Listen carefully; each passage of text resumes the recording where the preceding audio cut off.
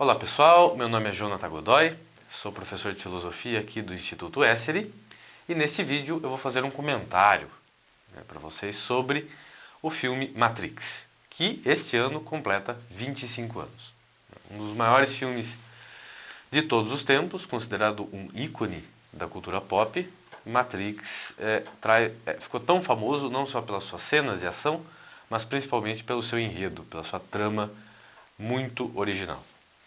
No entanto, eu percebo assim, quando discuto com as pessoas ou vejo comentários, é que a maior parte das pessoas aparentemente não entende os dois últimos filmes.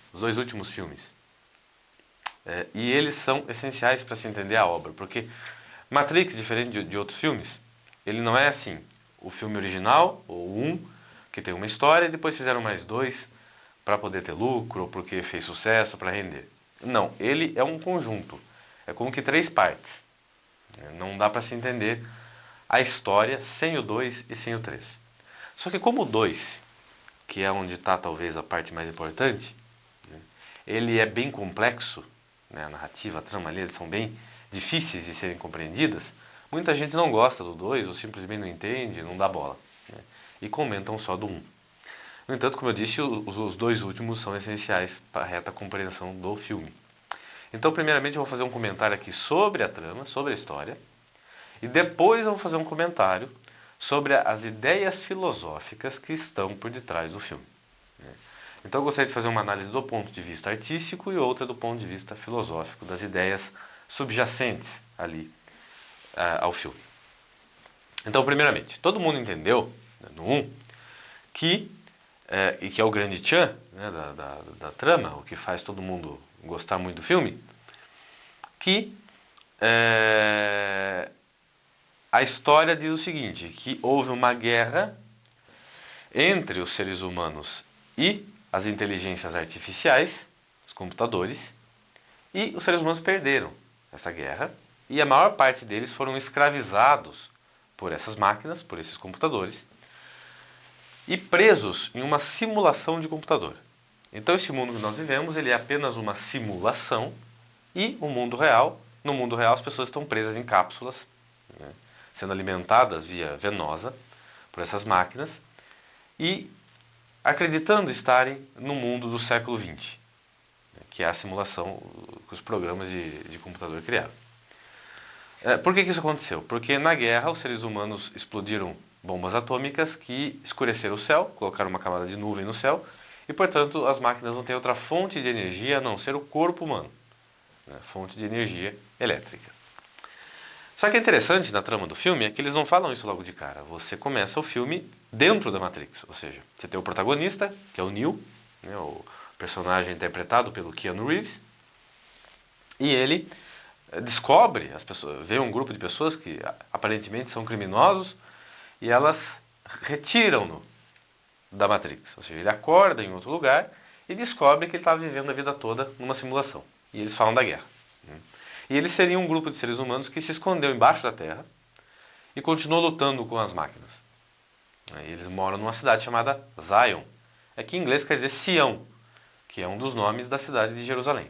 Tudo ali é muito simbólico. Inclusive, por exemplo, a nave que transita pelos esgotos da cidade, do capitão que resgata o Neo, se chama Nabucodonosor. Inclusive, esse amigo do Neo, que é interpretado pelo Lawrence Fishburne, ele se chama Morfeu, que é uma evocação à mitologia grega. E assim por diante. Tudo ali é muito rico em simbolismo. Se eu ficasse aqui falando de tudo, seria horas e horas. Vamos focar no principal. Então eles descobrem isso, que as máquinas prenderam os seres humanos. E eles estão nessa guerra para sobreviver, para não ser totalmente escravizados pelas máquinas. Essas pessoas que vivem em Zion, em Sião. Há uma profecia de que apareceria um ser humano que terminaria a guerra, ou seja, traria paz de volta aos seres humanos. Ou não está claro se ele derrotaria as máquinas ou se simplesmente ele traria uma paz, uma trégua permanente entre os seres humanos e as máquinas que pudesse deixar toda a população de Zion livre da opressão das máquinas. E aquelas pessoas ali acreditam que o Neo, por algumas características psicológicas dele, possa ser esse escolhido. E eles falam que eles precisam do conselho de uma mulher que vive dentro da Matrix, que é a Oráculo. Então, a Oráculo, ela guia as pessoas. Ela guia a humanidade, ajuda a humanidade ali nessa guerra contra as máquinas. Bom, o Neo encontra o Oráculo. Num primeiro momento, ela fala para ele que ele não é o escolhido, né? Ele não é o Salvador. E, no entanto, fala para ele que chegará um momento que ele terá que fazer uma escolha muito difícil, né, entre a vida dele e a vida do Morfeu, porque o Morfeu acredita cegamente que ele é o escolhido. Muito bem. Desenrola-se a trama, no final o Morfeu é preso pelas máquinas dentro da Matrix, e o Neo se arrisca para salvá-lo, e no final ele é assassinado por um dos programas ali da Matrix, só que ele ressuscita, entre aspas. E isso prova que ele é o escolhido. E a partir dali ele consegue fazer coisas que nenhum outro ser humano consegue. Ele consegue voar, ele consegue bater. Quando ele está dentro da Matrix, ele faz coisas que os outros não conseguem. Ele consegue bater em todo mundo, inclusive nos outros programas que são chamados de agentes, etc. Bom, o primeiro filme termina aí. O segundo filme traz uma reviravolta na trama. E aí que vem o real sentido da história. Por quê? Logo de cara, o Neo já revela que a Oráculo é um programa. Ele chega e fala isso pra ela. Você é um programa?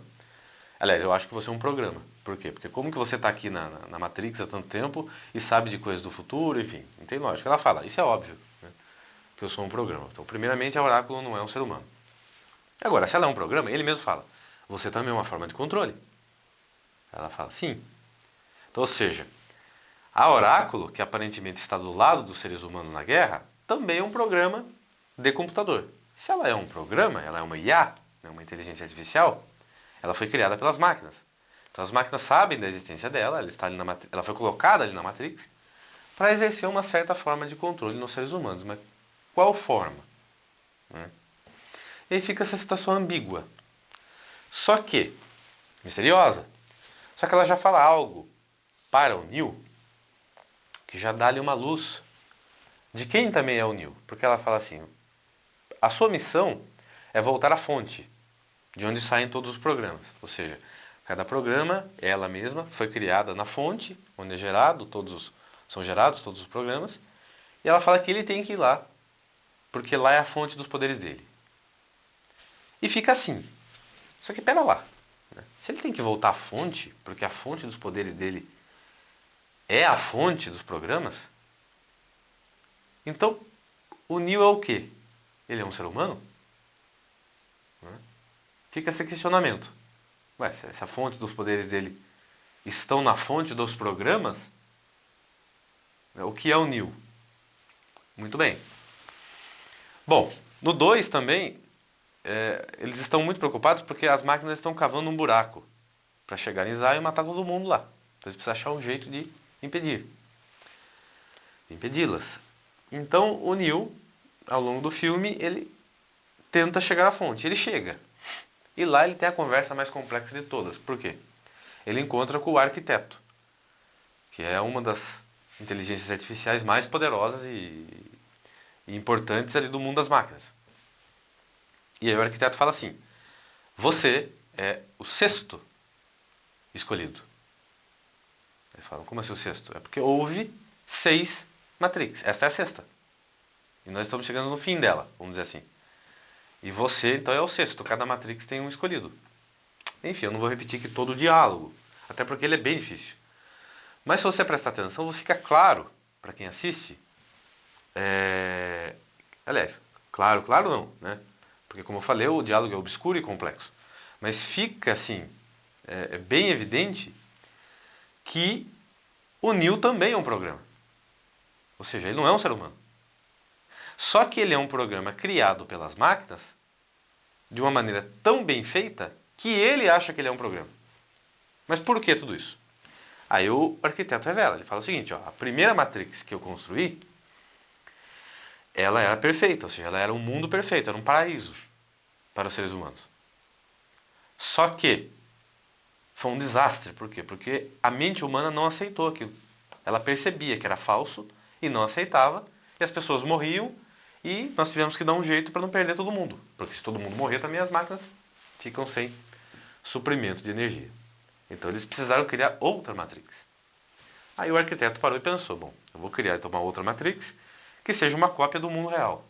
Ou seja, que tenha todas as imperfeições, já que o mundo perfeito não deu certo. Só que a matrix também não deu certo. Ou seja, também deu errado.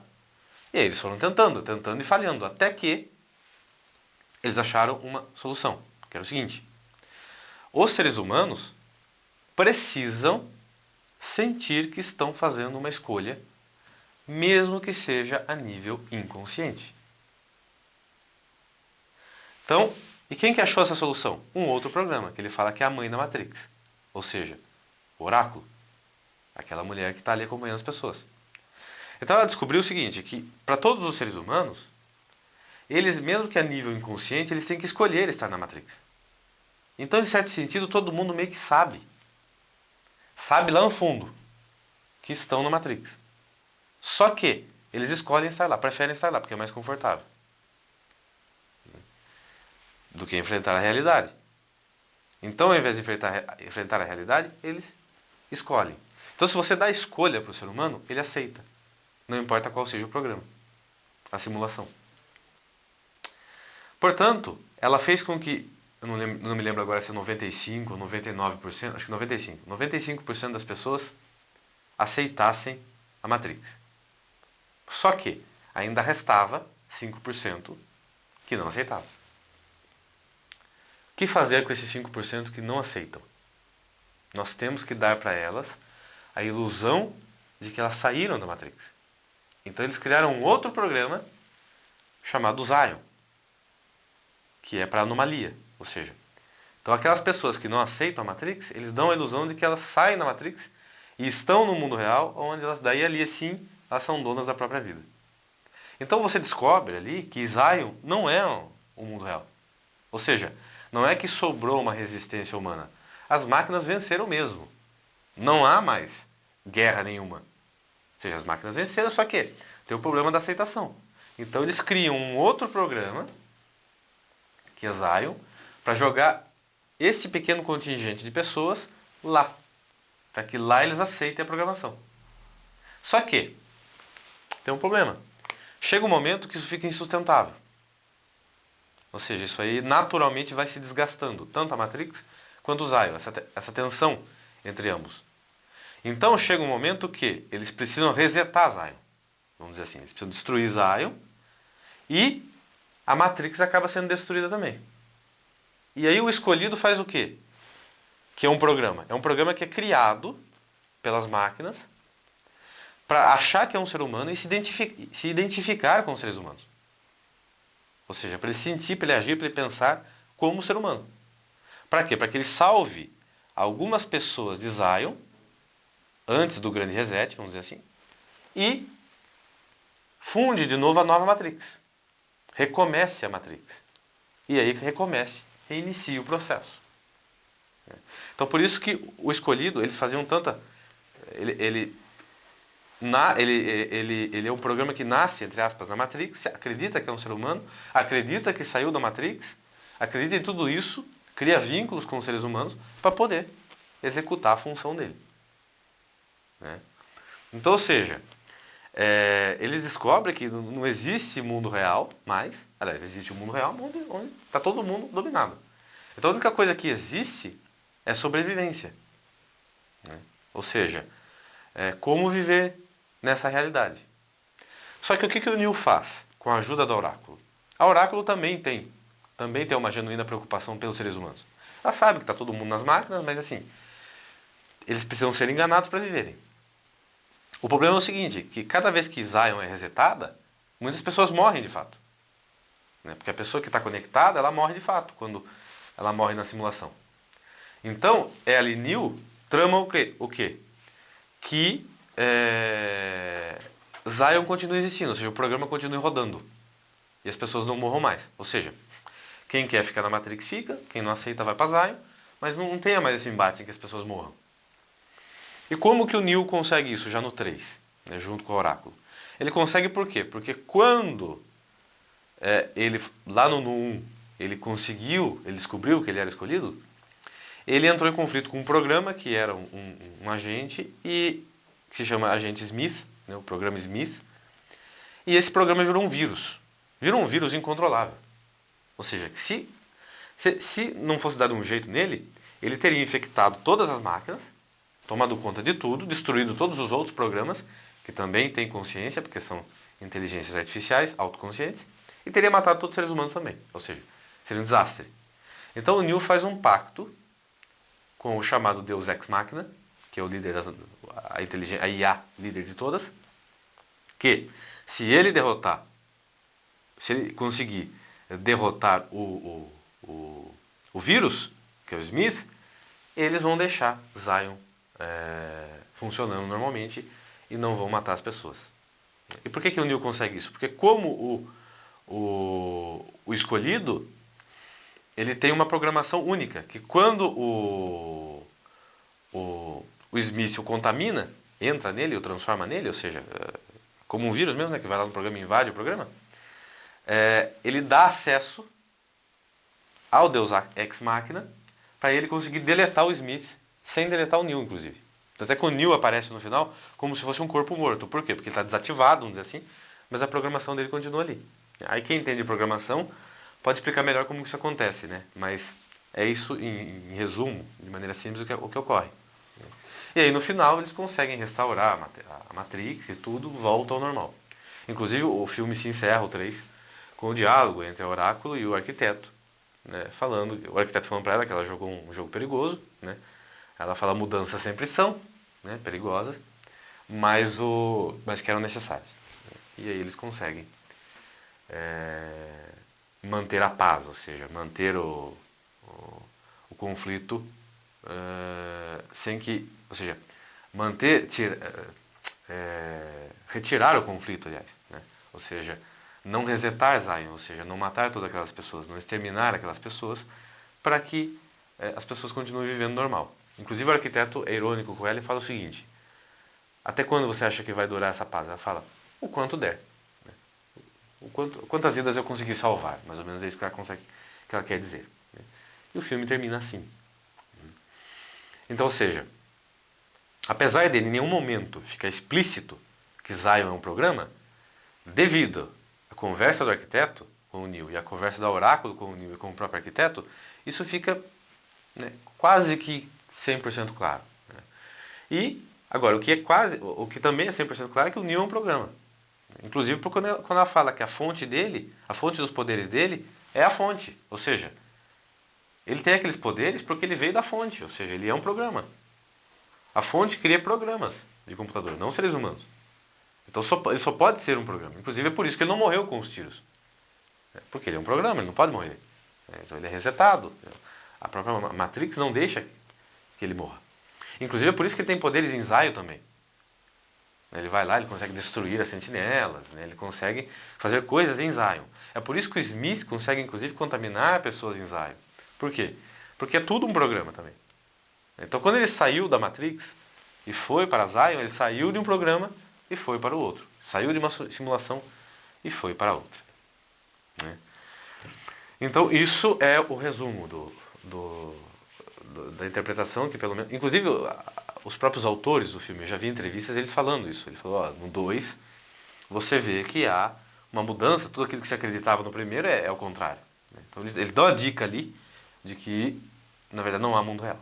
Né? Ou o mundo real não é mais acessível aos seres humanos. Todos estão dentro das máquinas. E provavelmente é até impossível para o ser humano sobreviver fora das máquinas pelo estado com que o planeta ficou após a guerra. Ou seja, não tem como mais cultivar, não tem mais como ter alimento, etc. Então é o único jeito, os seres humanos e as máquinas precisam conviver assim. E agora eu entro então num comentário filosófico sobre o que é o Matrix. Muita gente confunde com a caverna de Platão. Eles estão fazendo meio que uma alegoria século XXI da caverna de Platão, século XX, XXI. Né? Mas na verdade não. Por quê? Porque Platão ele não tinha essa ideia de que seja possível que toda a realidade seja uma simulação. Ele não quis dizer isso com a caverna. Ele só quis dizer que muitas pessoas se iludem com o que acreditam não prestam atenção na própria realidade e vivem fora da realidade por culpa, inclusive, por falta de atenção e muitas vezes por falta de caráter. Né? Que para Platão também é a ignorância. Na verdade, ali você vê claramente uma ideia hindu e gnóstica. Né? Muita inspiração hinduísta e muita inspiração gnóstica. Por quê? Inclusive, isso está claro no final do segundo filme com a música. A música Navras, aquela música épica que encerra o filme e que toca inclusive na luta do escolhido do Neil com o Smith, que a letra dela vem de um trecho dos Vedas, é um mantra, que é aquele Asatoma Sadgamaya, que ele vai dizer assim: da ignorância me leve para o conhecimento, da luz, das trevas me leve para a luz, da morte me leve para a imortalidade. Então você vê que tem ali uma ideia hinduísta muito clara ali. Que é a ideia do seguinte, de que o mundo é uma ilusão. O mundo é o véu de Maya. Então tudo aquilo que nós acreditamos ser verdadeiro é ilusório, e quando a gente começa a estudar um pouco e adere a uma corrente filosófica, também ela é ilusória. A ideia de que a realidade em si é má. Por quê? Porque ela é uma ilusão.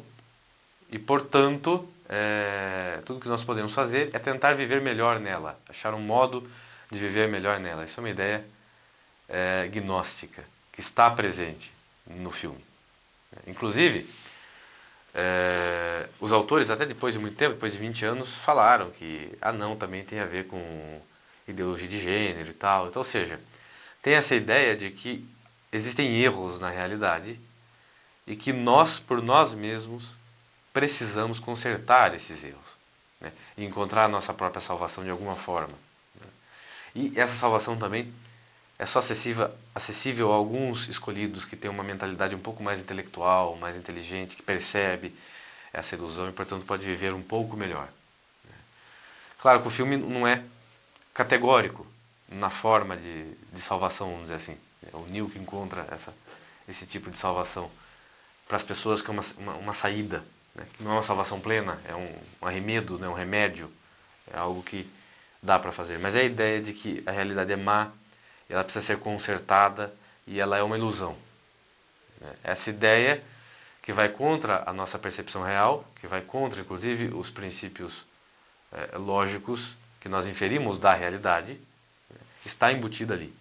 E por isso que o filme, apesar de ser uma obra de arte primorosa, formidável, tanto do ponto de vista cinematográfico quanto do ponto de vista literário, pela narrativa elaborada, ele é um pouco perigoso para os desavisados, para quem não tem uma inteligência muito bem formada, tem um pouco de imaturidade intelectual, não estudou bem filosofia de fato e começa a acreditar nisso, começa a acreditar que de fato não dá para conhecer nada e que tudo é um chute no escuro e tudo pode ser uma ilusão. Por que as coisas não podem ser assim? Porque para eu sequer cogitar que as coisas sejam uma ilusão, eu tenho que ter um conhecimento objetivo da realidade que não vem de mim, que parte dos princípios lógicos. Eu não vou entrar aqui numa aula a respeito dos princípios lógicos ou da metafísica, porque ela fica um pouco longa. Vai ficar, um pouco não, vai ficar muito longa. Então tem outras aulas aqui no canal que vocês podem assistir, né, sobre os primeiros princípios lógicos, os primeiros princípios metafísicos, como que nós os retiramos da realidade. Então vocês podem olhar ali. O foco aqui é o filme, comentar sobre ele, tanto do ponto de vista da narrativa, quanto das ideias que estão por trás dele. Mas eu não posso deixar de dizer que essas ideias são perigosas porque elas são erradas. Ou seja, aquela história do Descartes, né? Se tudo é uma ilusão, né, como que eu estou diferenciando uma coisa da outra? Então, por exemplo, se a minha história de vida ela é uma ilusão, né, de onde eu nasci, como eu vivi, de onde que veio o idioma que eu falo, por exemplo? O idioma que eu falo foi criado pela minha mente? Ele surgiu na minha mente ou ele veio de fora? Ou pior, aqueles que dizem que tudo é uma ilusão, inclusive o ego, inclusive o eu, que é o caso do Neil. Né? Então, se o eu é uma ilusão, como é que aquele eu está percebendo a ilusão? Não tem como eu duvidar que eu sou eu e que existe algo fora de mim. E depois eu entendo tanto a mim mesmo, meus sentimentos, meus pensamentos e o mundo exterior, com base em dados que eu coleto do mundo exterior, que são todos baseados, como eu falei, no princípio de identidade, que diz que uma coisa não pode ser outra no mesmo sentido e ao mesmo tempo. Não dá para eu pensar nada fora disso. Porque se eu penso que isso é falso, eu já estou utilizando o mesmo princípio. Porque se eu pensar talvez o princípio seja falso, eu já uso o princípio, diferenciando talvez de princípio de falso. E esse conhecimento do princípio, ele vem de fora. Ou seja, a minha inteligência se relacionando com o mundo exterior. Não tem como ela ter surgido dentro de mim. Porque se ela surgiu dentro de mim, implica que eu não estou fazendo a diferenciação dentro de mim das coisas. Diferenciando o meu próprio um pensamento do outro, que vem de fora. Ou seja, os dados, não o pensamento, mas os dados que estão no pensamento provêm de fora. Então não tem como tudo ser absolutamente uma ilusão. Então a nossa percepção, ela é real. Ou seja, ela traz conhecimento seguro. Não é porque eu posso me enganar em certos raciocínios ou em certos dados que são mais difíceis de se adquirir por meio da experiência, é que tudo pode ser ilusório. Então é só um comentário final para que, inclusive para incentivar as pessoas a não ficar, se alguém está meio pirado com o filme, vamos dizer assim, está meio cogitando seriamente que aquilo ali pode ser real, né, para dizer que não pode, aquilo não é filosofia de qualidade, na verdade é uma filosofia de inspiração gnóstica que é metafisicamente toda errônea, que parte de impressões e não de conhecimentos seguros. Mas, do ponto de vista literário e artístico, é brilhante. É uma obra-prima. Então, não só vale a pena, como deve ser assistido e comentado.